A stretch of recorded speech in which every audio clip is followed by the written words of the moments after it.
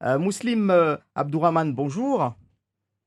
Bonjour Ali, bonjour à la population de Mayotte et à la population de la commune de Bouini. Alors, vous êtes le maire sortant et au premier tour, vous avez eu 46,43% des suffrages des électeurs de Bouéni. Comment est-ce que vous interprétez d'abord ce taux de 46,43%?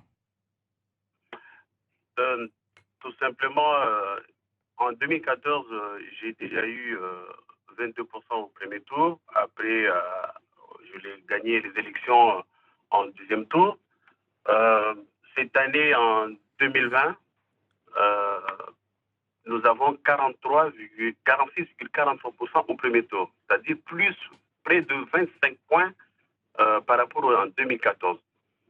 C'est la confiance que j'ai pu installer avec mon équipe, hein, et mon équipe municipale et l'équipe qui m'entoure, que j'ai pu installer depuis 6 ans. C'est le travail qui a été fait depuis ces 6 ans qui paye aujourd'hui. Je remercie les électeurs pour cette confiance dès le premier tour. Alors, vous plaidez pour la continuité, mais quel est votre bilan durant ces 6 années à la tête de la commune de Bouéni? Le bilan, il est simple et visible. Le bilan, c'est déjà d'avoir pu éradiquer les conflits entre village et village.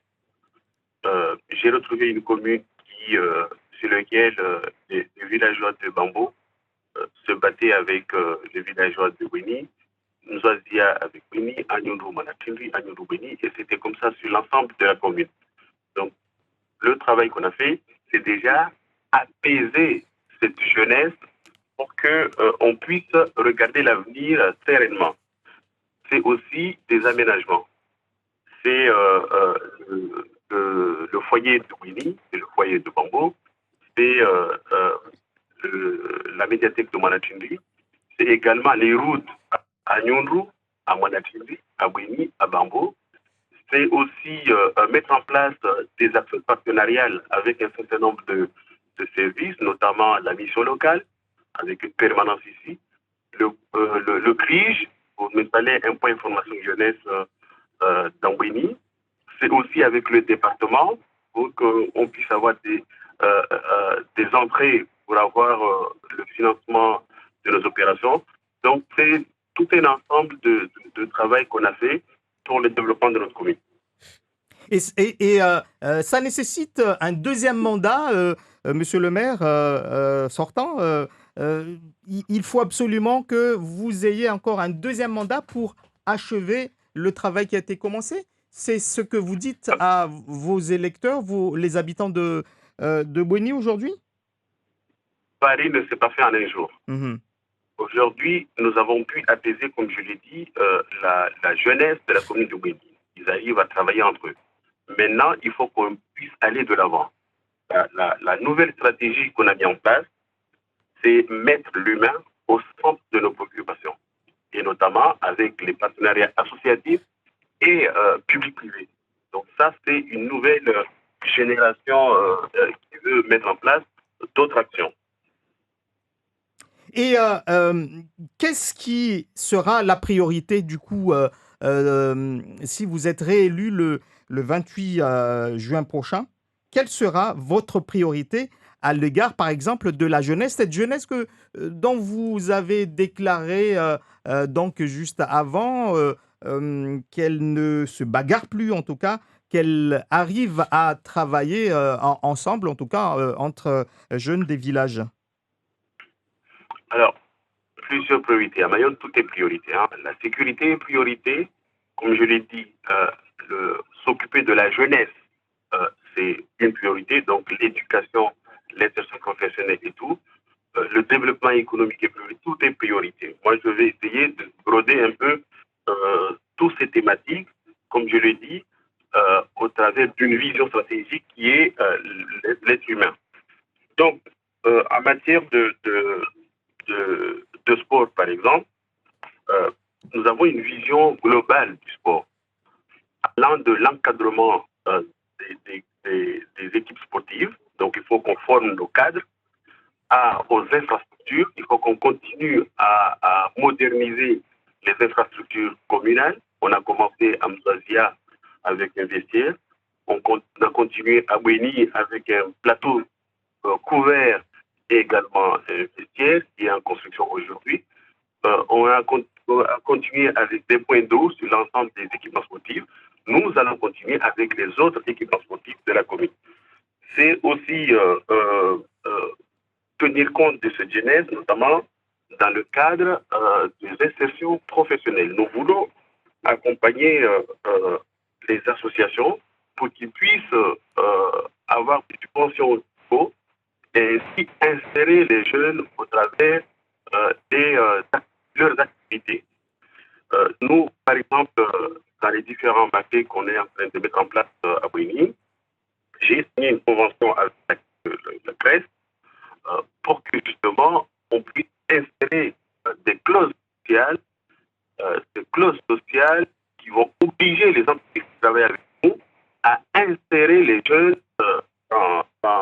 dans l'activité. Nous avons également travaillé avec ces jeunes, parce que nous connaissons, il y a pas mal de jeunes qui sont vraiment éloignés de l'emploi. Il y a besoin de réfléchir sur un parcours, et le parcours, pour nous, c'est des chantiers d'insertion qu'on va initier, les appuyer à travailler et ainsi pouvoir les insérer demain. Alors, Donc, voilà.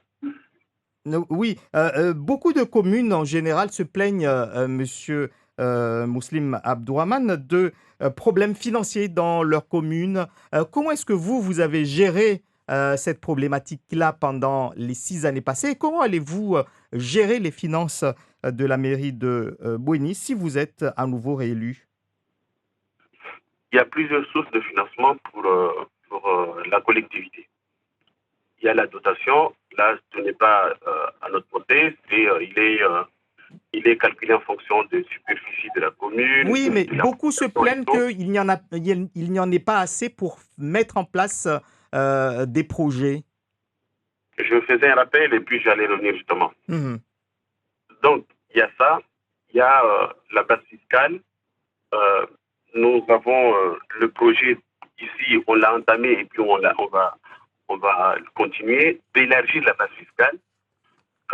L'objectif, c'est de recenser toutes les habitations, parce qu'il y a des habitations qui ne sont pas encore recensées dans le cadastre.